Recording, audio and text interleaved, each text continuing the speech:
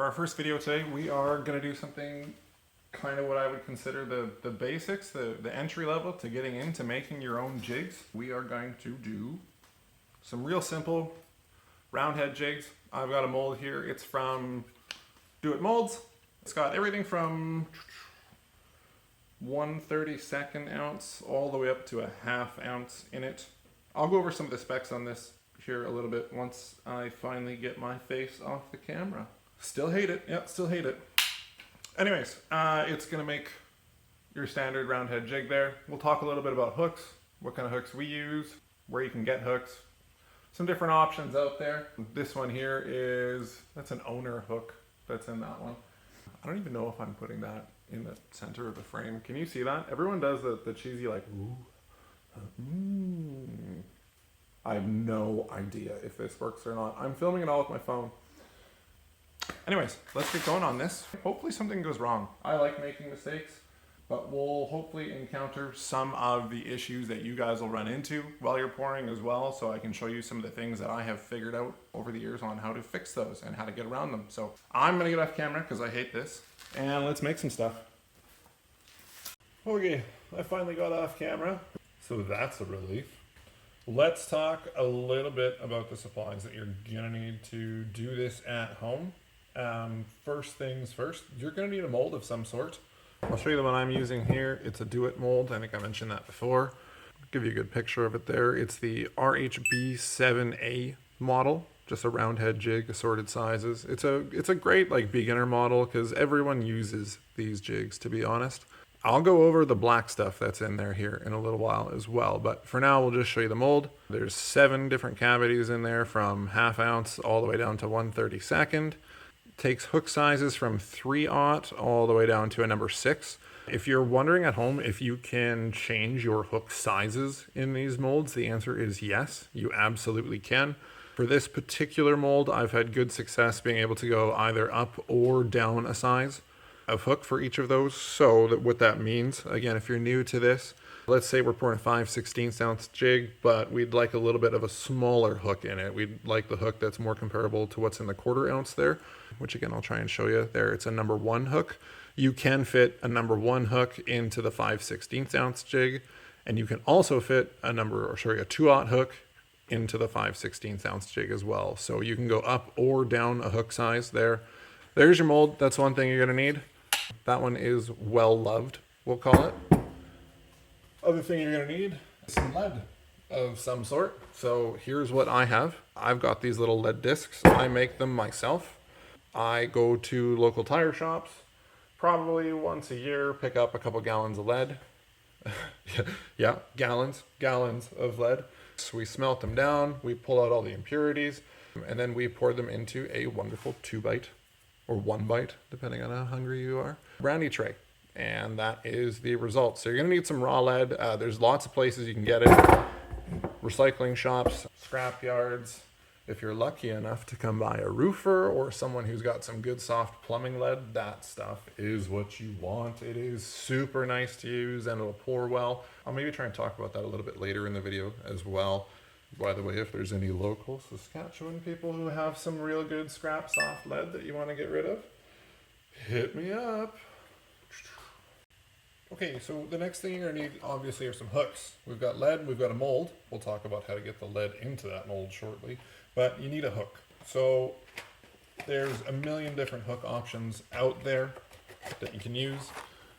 These are what I use in kind of our standard jig. It's a 32500 BN must hook. It's a sickle hook. So we'll show you guys here what they mean by sickle hook. There's a few specific reasons I like to use these over a standard round hook.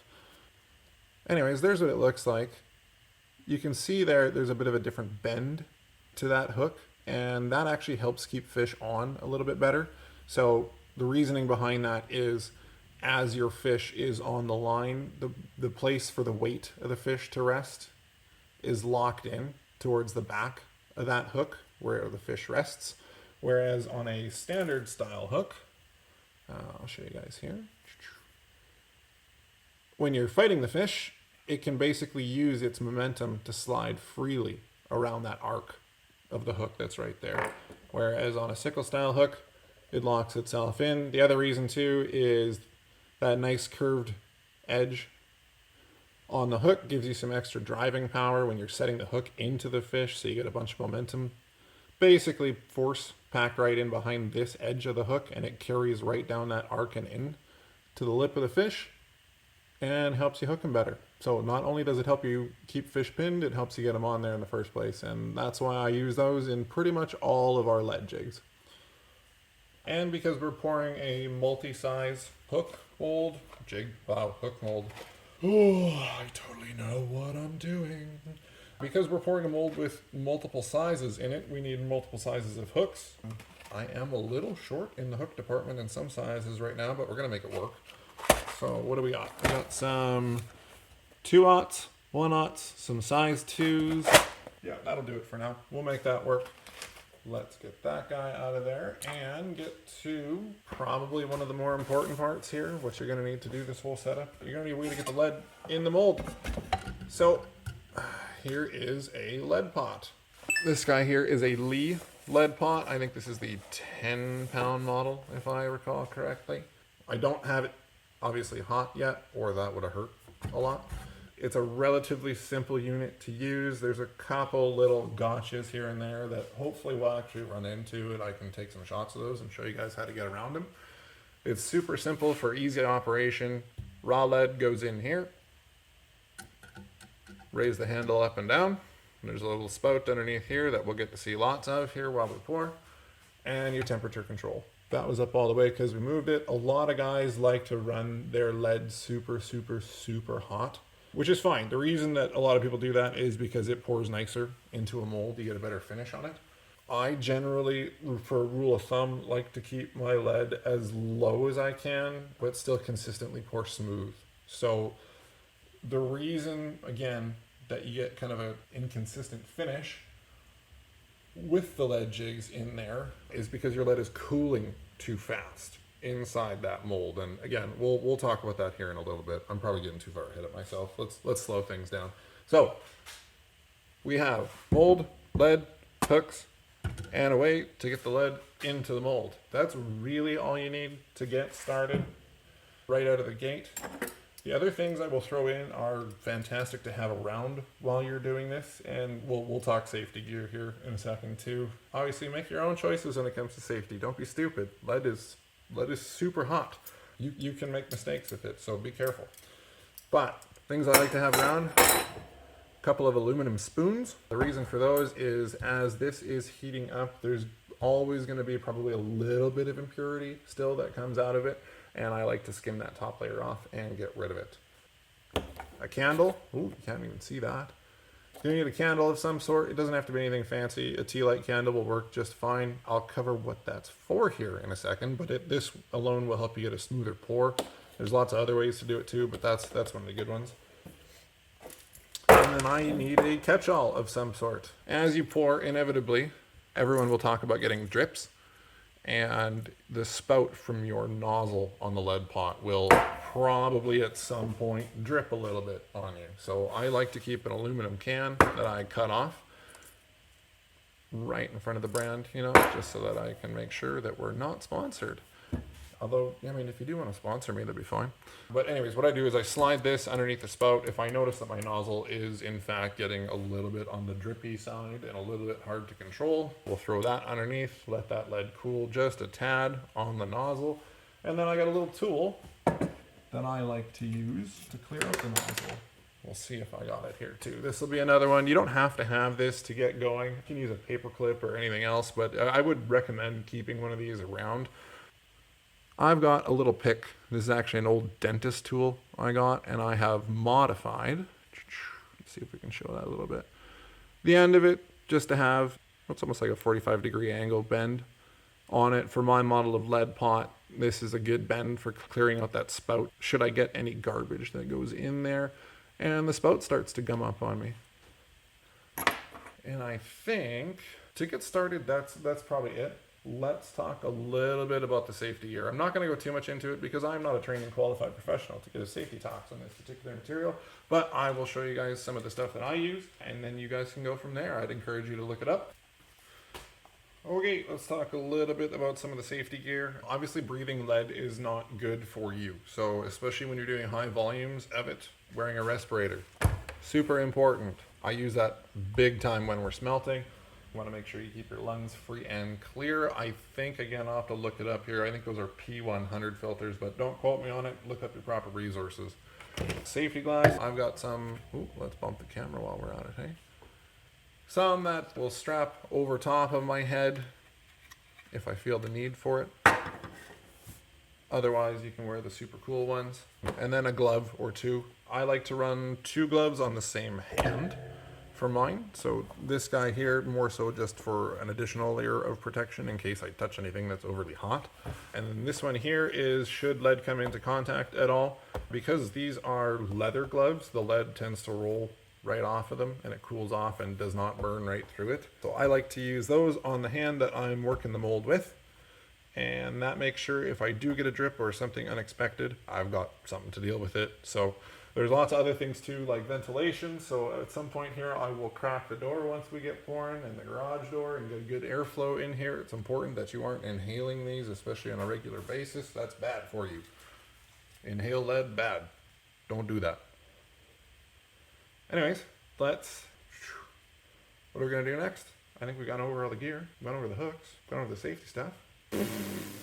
Guess it's about time to pour. Oh no, let's do something trendy. Let's go film some B-roll footage first here. Get ready for like, I don't know, influencer transition scenes. I don't know what I'm doing. Did that work? I don't know if that worked or not. Oh.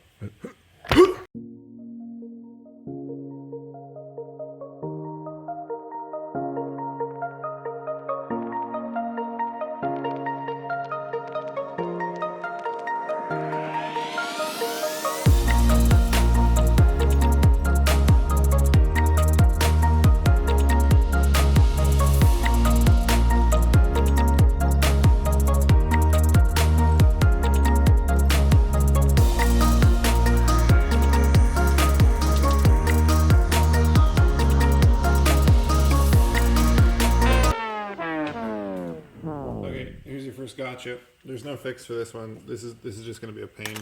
If you order hooks in bulk, just be prepared. Be prepared for that. Yeah, that's going to happen. I like to employ the super handy pick up the whole ball and shake it profusely, and then you'll notice some of the hooks like to come out. Some, you know. Anyways, if you have a fix for that, let me know. I'll show you guys here what I also like to do. Find better angles for this. So before I get going on pouring, I like to lay out all my hooks like this in their sizes and the number that we're going to do, because today we're just doing this for a video. We are just going to do 20 runs of this mold, nothing big. So we'll end up putting out about 60 jigs. Shouldn't take too long. If you were hoping for painting, stay tuned for more. And I should clarify, by more, I mean like another video. You're not getting it this video. This is hard enough.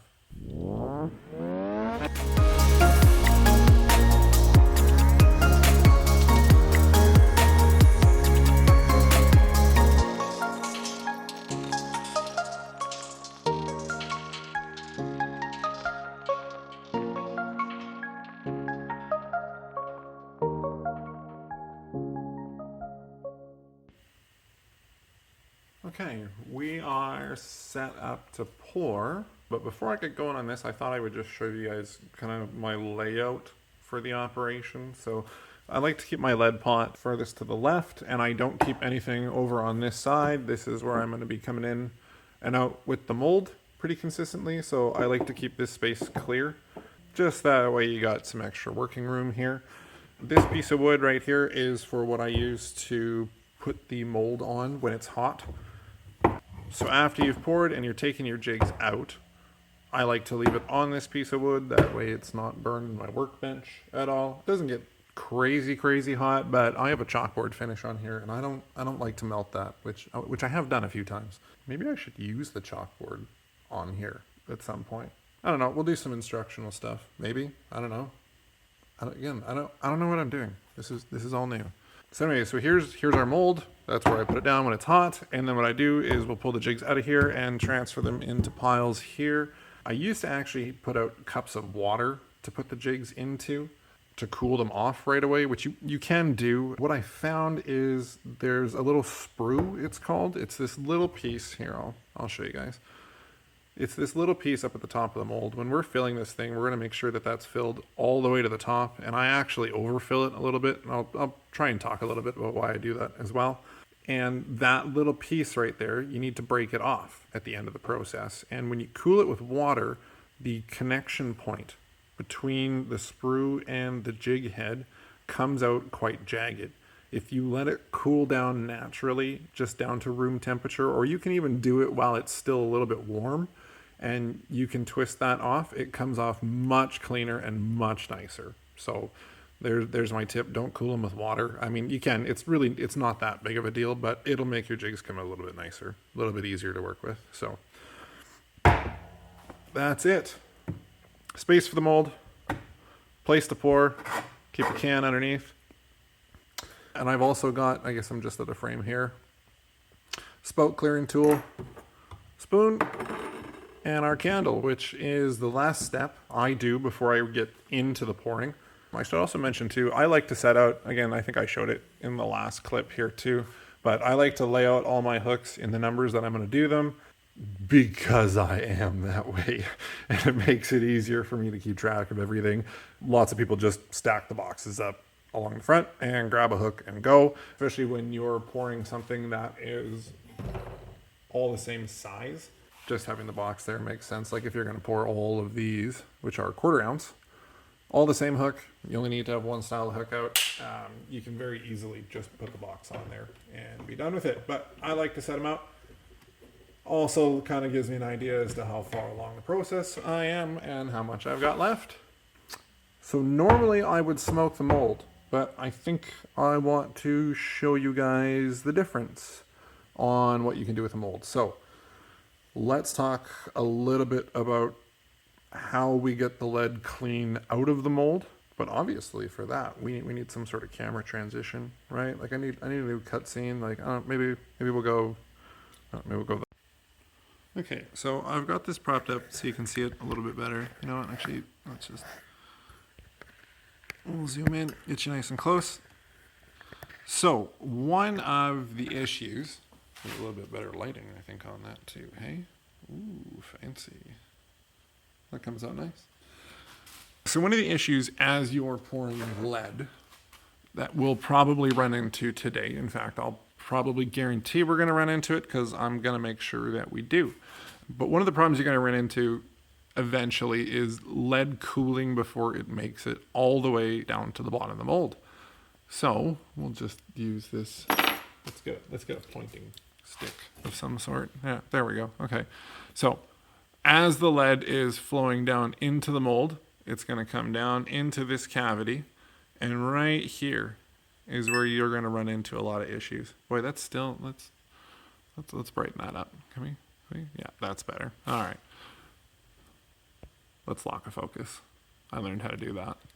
See, I'm getting this influencer thing down pat. Look at me go. Anyways, so the lead is going to flow down through the mold. Sometimes it'll collect around in here, and here's where it's important to try to hold this mold up 90 degrees as much as possible to that nozzle when we're pouring, is you want that lead to come clean down the middle so it's got the best chance of filling up that tail section, or whatever they call that now. I can't even think of it. The bait holder through the tail section. You need the lead to get down into here, and a lot of the times it'll cool, and what you'll see is this little notch right here won't get filled out, or there'll be gaps right along where the hook shank is. So there's a few different ways to get around this. One of them is smoking a mold. You can see I've already smoked this one, but I have not smoked it since the last time that I poured. So there's not going to be too much for residual soot on there right now. So we should be able to see this. Okay, so one of the ways you can combat cooling lead in here is to, one, up the temperature of your lead. That's what a lot of guys like to do. A ton of people out there that do it that way. It sometimes will help you get around the problem, especially if your mold isn't all the way up to a nice warm temperature yet inside the cavities. That's a good way to get pouring right off the bat, but you're still going to run into the issue down here. The second way is to add a way to reduce the friction of the lead on there. So to add a barrier between the cooler metal and the hot lead coming in itself. And so what I use for that is candle soot. You can use that with really any basic tea light candle. I should probably get a different one because that wick's not that long, but we're going to try and make it work at some point in this video anyways. But you light that, and then I'll give you a close-up of what to do, but you let the flame run through the cavities, and it's going to put a fine layer of soot over top of them.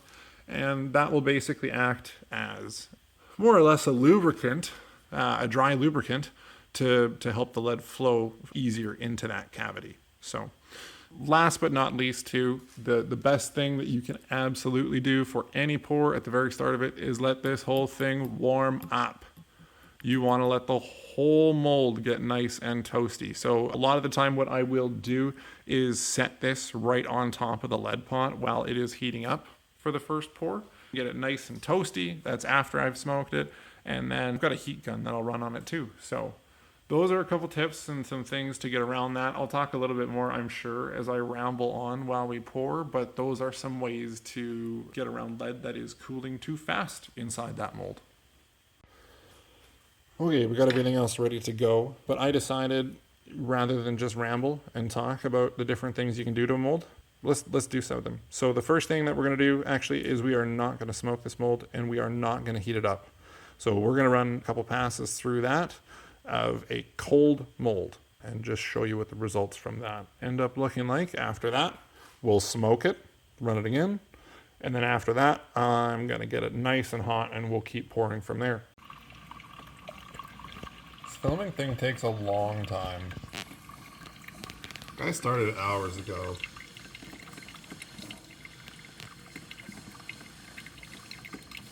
So we're going to melt some lead soon, but I think coffee first. Alright, I lied about doing the lead right away. I had lunch, took the dogs for a walk. But now it's time to melt some lead. So we are gonna get things hooked up here and get this melting. You guys can enjoy, I don't know, I'll do a fun time lapse or something like that. I don't know, let's see what happens.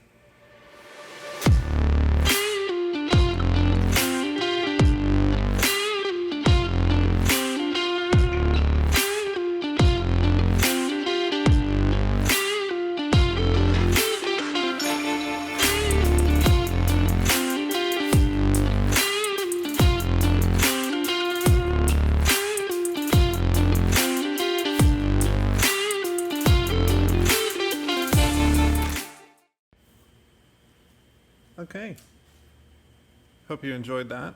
Hopefully that shot turned out.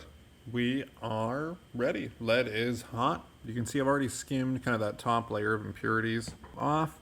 We'll keep skimming as we go along, but ideally, it's real nice to have lead that is that nice and shiny in the pot. That's kind of right where I want to keep it.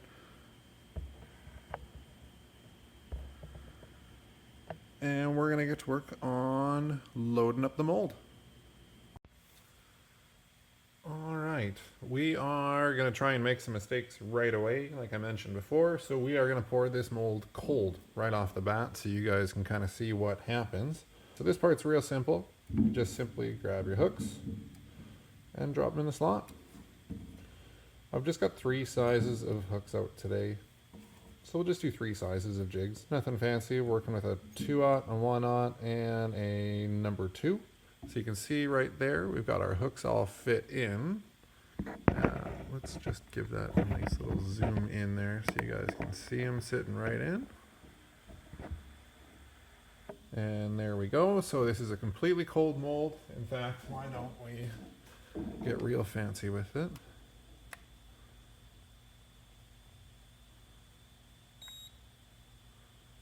So 63 degrees, 63 and a half Fahrenheit for the North American viewers, 17 and a half.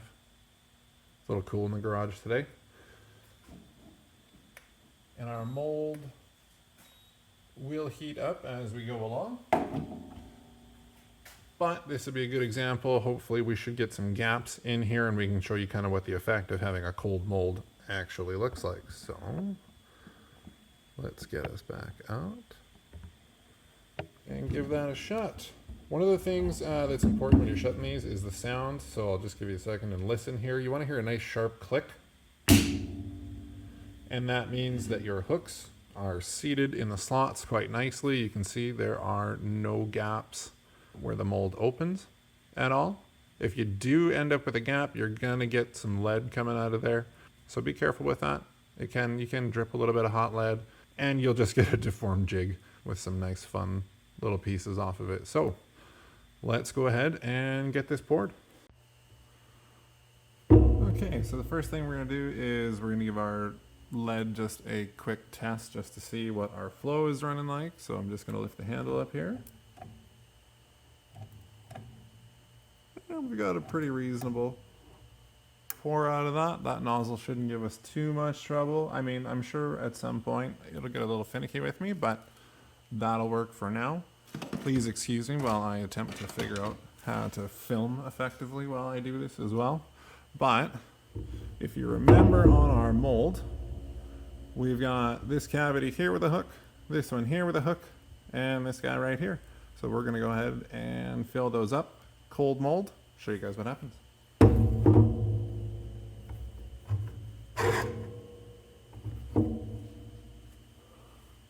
So we're just gonna line that up. Let it pour in, and I like it so that there's just a little mushroom on the top. And the reason for that is it gives it a little bit extra lead so that it can settle itself down in there while it's still molten. And there's our second one. And our third. And that's it. And you can already see that let's focus here. The sprues on those are already solid. So these are pretty much ready to come out of the mold almost instantly. So let's go demold these and we'll see if we got some mistakes. All right, let's give this a pop open. This will definitely be cool enough by now, and we'll see. So initially it looks like we're actually doing pretty good, considering it's cold mold, but let's pop one of these out and take a peek.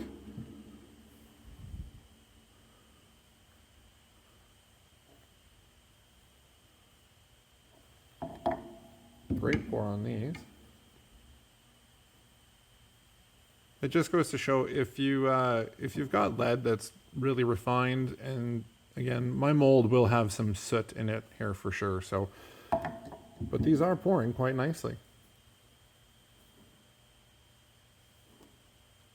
And you can see there's the sprue right there. We may as well show you what it's like to break one of those off right now. See, all you need here is just a set of pliers in your hands. Real simple. I like to take the pliers and just give it a little wiggle. Just enough, and you're going to feel it start to loosen up a little bit. And as soon as you do, just start pulling away. And as you pull away, that piece off right there. And all you're left with is just a tiny little nub on the end of that. So I like to clean that down. Hot tip, the best thing you can use for this is a chisel. And all you're going to do is just swipe it along the face of the jig, just like that. And voila, there you have it. One nice finished shiny jig. So I'm going to go ahead and pour a bunch more of these until we get some mistakes in here to show you guys. And away we go. Side note, it's also super frustrating hoping that that wouldn't turn out, and then they did. Yeah, so we got to make a mistake so I can actually give you guys a tip here, because put lead into mold and mold spits out jig perfect every time is not a tip. So let's have some more fun with camera angles.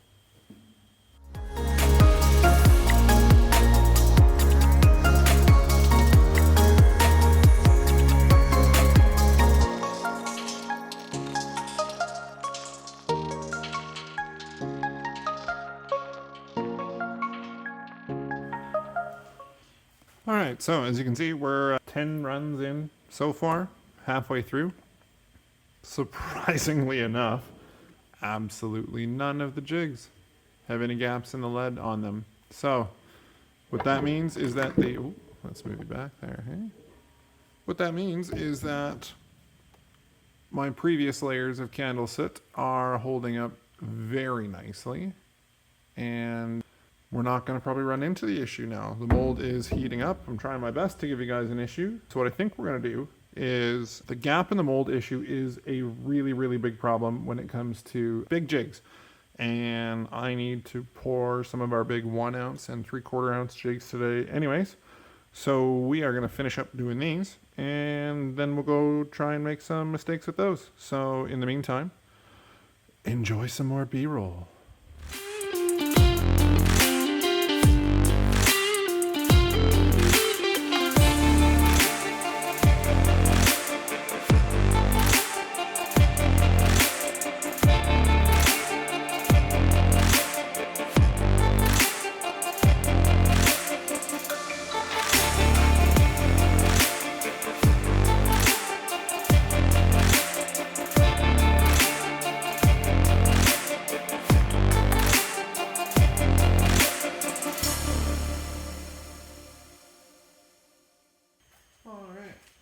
Down to the last 4 jigs to go here, so I thought I would slow things down and talk a little bit about some of the stuff I covered in the video and how the pieces fit together, and then we'll go grab the big jig mold and see if we can make that one mess up.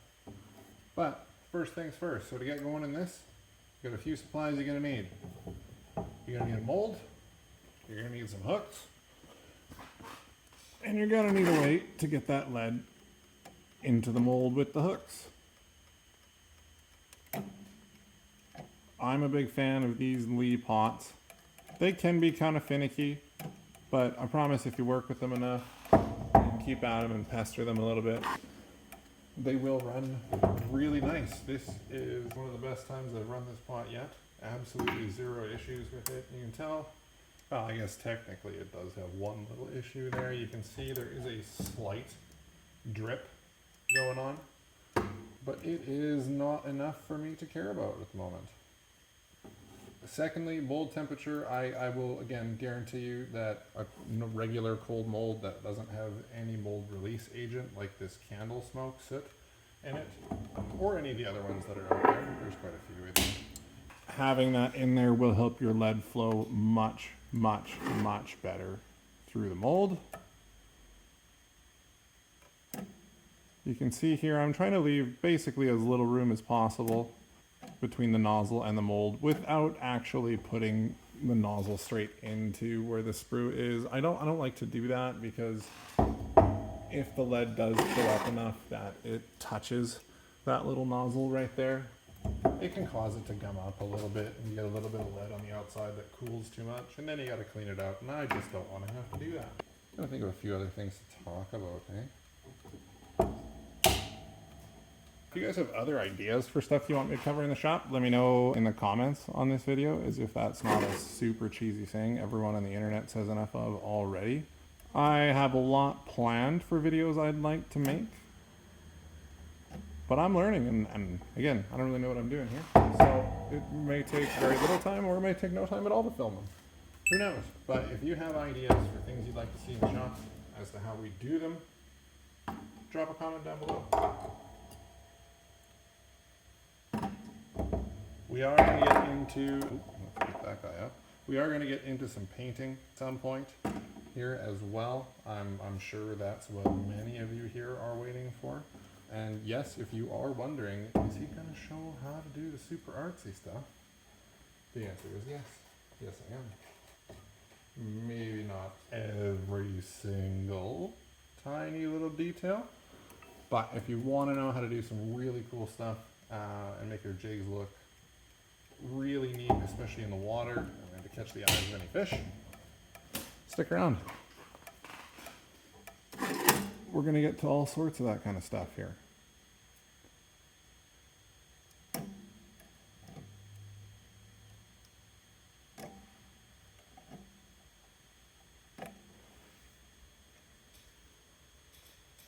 And there we go.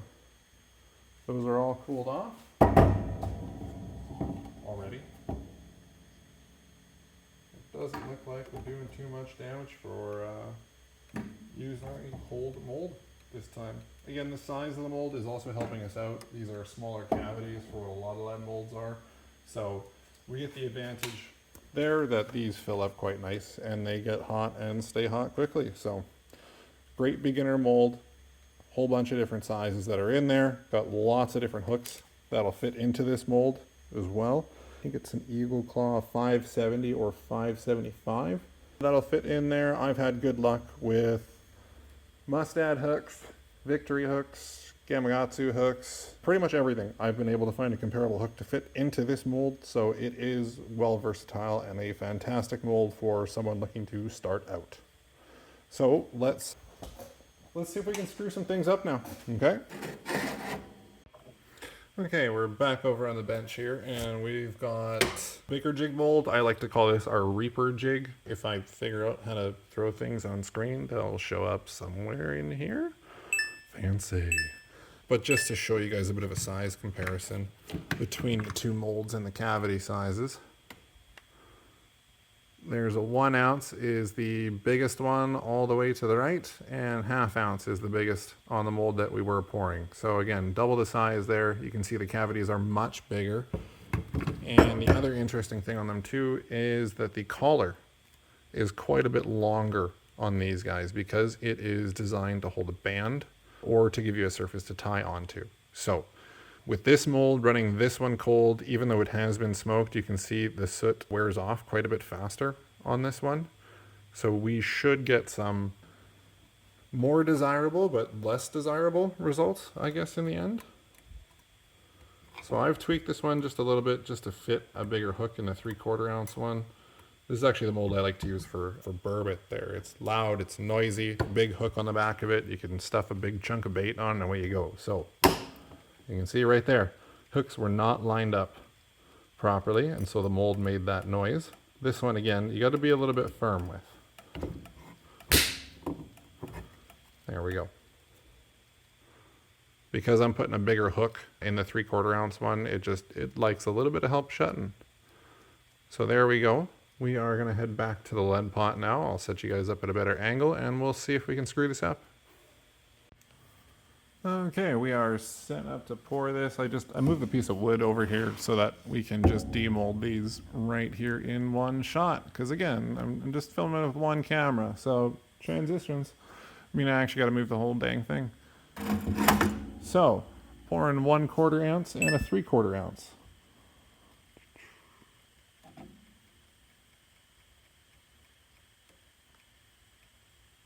You can tell they take significantly more lead. Just by the amount of time it takes for them to fill up. There we go. Let's go. Because these hooks are so big, this mold doesn't sit up nice for us. Let's put a slider cut back under there. And we'll pull these guys apart. See what we got. There, that's exactly what we're looking for. I mean, we're not, but we are. So, it's not too bad on the 1 ounce jig, but it's definitely still there. You can see the lead has not reached all the way back into that cavity. And that's because it's starting to cool there. Another contributing factor with these is actually the hooks themselves. Because these are a bigger, thicker 2X hook, they take longer to heat up. They'll absorb more heat from the lead, and then in turn they cool that lead down more as it flows down. So another thing you can do as well to combat this along with the candle smoke is you can actually heat up your hooks. Some guys will hang them in the oven. Some people like to heat them up with a heat gun. I typically don't do either, except for on these bigger molds when they get real finicky with me. But the thing I like to do the most is to heat the mold and to smoke the mold. So now that we got a good example there on the 1 ounce, let's take a look at the 3/4. This one is an even better example because it's a disaster. So let's take a look there. You can actually even see how the air pocket in there combined with the cooling lead has basically made a cavity or a gap in that jig. And now it's going to struggle. Doesn't look quite as nice. Good thing to point out though, if you are pouring these just as a hobbyist and you're using them at home, you don't have to throw that out. That'll work just fine. There's absolutely nothing wrong with that jig. It will still catch a fish. It's just not super pretty. So let's go ahead and we're gonna show you guys how to smoke a mold, and then we'll heat it up and redo it. Okay, so I have our tea light candle lit here. The wick on this one's not very big, but it should be enough to show you guys kind of the general concept of it. I haven't really found a difference in any particular type of candle. I've heard from some folks that there is a difference, but I have not. So all we're gonna do, hopefully I can film this half okay, is we're simply just going to let that candle flame just rest against the mold. And as it does that, it's going to leave a black layer of soot on here that will act as a barrier between the metal of the mold and the molten lead going in there, and it will help it flow down quite a bit better. Again, because this mold is still technically cold, I've not warmed it up to full pouring temperature, we're probably still going to see some issues, but I'm willing to bet that they will be a lot better. So there's a good example. You can see the difference between those two cavities. This one is nice and dark, and that one still has some gaps in them. You can see how they wear out over time. So let's do this one. Maybe I'll try and get an angle underneath so we can actually see some of the darkening that occurs when the soot itself goes right on. With these big jigs too, I'm primarily worried about that along the hook shank there. That's the part that really will have the most trouble filling in. The main cavity itself tends to fill no problem. So again, there we go. You can see much better looking layer on there. I am going to try a slightly different camera angle and we'll see what we come up with. Okay, hopefully that'll show it a bit better. I don't know if it'll show it on the two that we're working with today, but if not, we'll show the smoking on the other one. So again, we're just letting that candle rest. Just the edge of it right against the mold, and you can see the soot starting to form.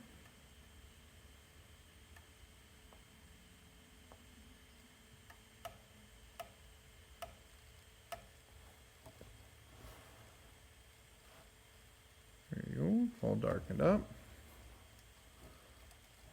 Let's back this up a little bit, see if we can't see it a little bit better. That one's going to start getting iffy because there's quite a bit of wax starting to build up there, but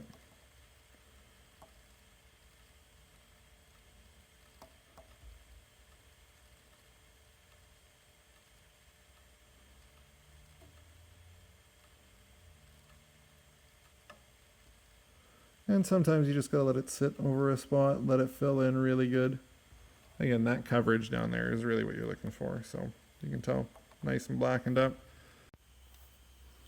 Okay, we are all set up and ready to go here, so let's move our cup out of the way and we'll pour these two again here.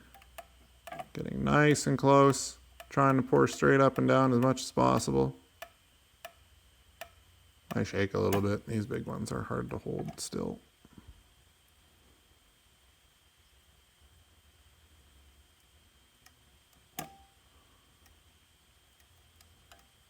And we'll let that come to a rest. You can see the tops are already cooling. Slide our drip under. And let's see. I'll have to move you guys back here so I don't hit the lead pot, but let's see how we did that time. So still issues, a little bit with it not filling up quite all the way. I'll show you guys here, which we expected because this is not a hot mold, but it's way better. Just a little tiny divot on the 1 ounce one there. And let's go ahead and check out how the 3/4 ounce turned out. I don't have high expectations, but way better. So again, we're still having some filling issues, right? It's not making it all the way to the back of that cavity. But if we grab the previous one, you can tell big difference between them. Little notch on the lower one, whereas this one here has an entire range of cavities along it that are causing issues. So that's the difference just the candle smoke on the mold alone can make. We are going to get this mold hot, real hot, and show you what happens at the end. So you can see the lead's been sitting for quite a while. It's starting to get pretty hot, and it builds up that little layer on top. And I do not like that layer. That tends to end up leading to impurities of all sorts, and it can kind of gum up the nozzle. So I got, again, another wonderful cut off aluminum can here and a spoon. You don't have to get all of it all of the time, but I just like to go around and just skim that garbage off a little bit. Yeah, I should wear a glove there. I know. And away you go. Just helps keep that lead a little bit fresh. And again, the hotter the lead is, the faster you're going to see impurities build up along there. So now let's get this mold nice and hot. Easiest way to do that is to use the massive heat source directly in front of you that's already running. So all we're going to do, let's back up a second here, is take that mold and rest it right on top, just like that. And I like to leave mine cracked open so that there is some airflow through the mold so that the hot air is rising up and through. You don't have to put a ton of it in there, but it definitely helps the mold heat up. So yeah, we are going to leave this sit now for probably, we'll give it probably 10-15 minutes or so. We'll let it sit up there. And the other thing we're also going to do here, just to show you guys that increasing the temperature does help things pour a little bit smoother, is we're also going to bump the temp on that lead pot up. I've had it running at about a 7.5 the whole time, so we're going to bump that up to an 8.5, and get our mold hot, and away we go. So I showed you guys once already, but I figure I'll show you guys again how to take these sprues off. So super simple. Again, these have been left just to cool on this piece of wood as soon as they come out of the mold. Much easier. Just a little wiggle, and then give it a little pull, and it'll pop right off. And away you go. Save your sprues. I keep, let's not bump our camera around everywhere. I keep a container of those for remelt all the time. Makes a lot of sense. Plus, it's nice clean lead already, so you don't have to do anything else with it. Toss your sprues in there. And now do that like another 60 times. So we're going to throw on some tunes and some headphones and polish these off. This is a lot of work, by the way. Like, this is a lot. I started this at 10. It's like 3:30.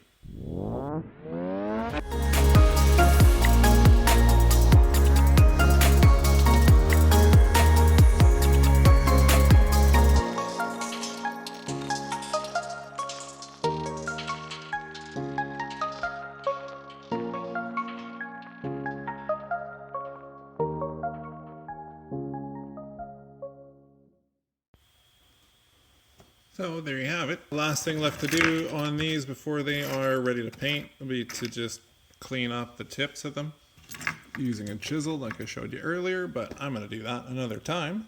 I think our big mold should be hot enough. Let's give that a check and see what we can do with that. And then we are all wrapped up here. Okay, we got our mold loaded. Internal temperature on the mold right now is sitting around 240 degrees Fahrenheit, just in case anyone actually cared. Let's see how we pour this time.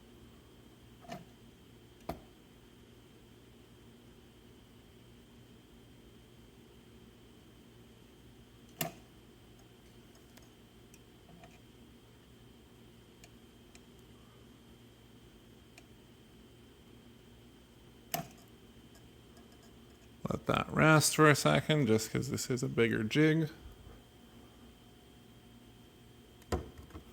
Hardened already. Let's take a look.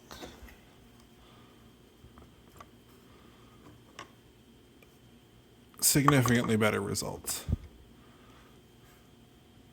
We're still getting just a teeny tiny gap on the big 1 ounce jig. But for the most part, ooh, that hook is toasty. It's real small now. And the biggest difference you will see on here is on the 3/4 ounce size. If I can pick it up. Let me struggle.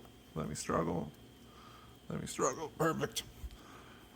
And there you go. Here is a perfect example. We got that mold nice and hot. Candle smoked in. And you can see the lead is pouring so well through there that the air vent is even filling up a little bit with lead.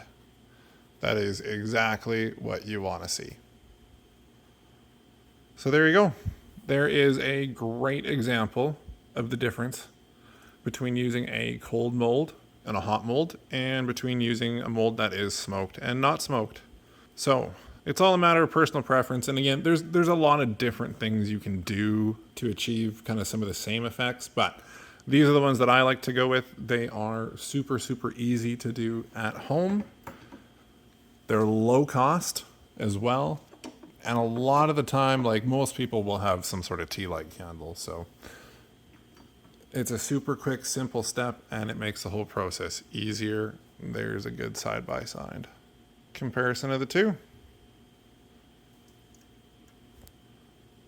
Anyways, I guess I gotta go film an outro now, or I don't know, something. All right, that's that. I guess we're done. That's a YouTube video. Maybe? We still filming. I'm just gonna go edit everything, which I have no idea how to do any of that. We'll see how it turns out. Thanks for watching. Certainly appreciate it. If you are looking to learn how to pour jigs, or if you're trying to figure out how to pour them a little bit better yourself, thanks for watching, and I hope you enjoyed it. I hope you found something valuable here. Stick around to the channel. There's going to be lots more. Well, I'm not going to promise lots more of these. Well, maybe. We'll see. We'll see how it goes. But if you enjoyed it, I'll do that cheesy thing. Yeah, subscribe. Stick around. I want to grow this. I want to be able to show a bunch more things to you guys. Different techniques, different things you can try out in the shop, different ways of doing things. If you're familiar with some of our painting at all and some of the styles, I'll put them on the screen. I have no idea where I am in frame. So here, maybe? Here? Could it be here? I don't know. But if you want to learn to paint some of the things like that and learn how to use it in your shop or with your lure making and painting, stick around and subscribe. We're going to have lots more content like that. So here's a quick, just very brief summary for jig pouring 101, the basics. Keep your mold hot, smoke it, or use some sort of mold release agent. Spend some time picking your hook. A hook matters, and it can absolutely affect the performance of the jig. You don't have to keep your lead super hot. I'd highly recommend keeping it as low as you can, as long as it'll still pour well.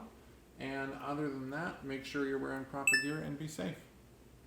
One last plug for us, guys. If you found what we had today was valuable, if you enjoyed your time here, and you're looking for ways to support the channel other than subscribing and hitting all the other social like buttons that you possibly can, if you're looking to pick up anything you saw today over from our friends at Barlow's Tackle, we are working together with them And you can use code CRBaits at checkout to support the channel. We make a little bit off of that we get to put back into getting more supplies for the shop.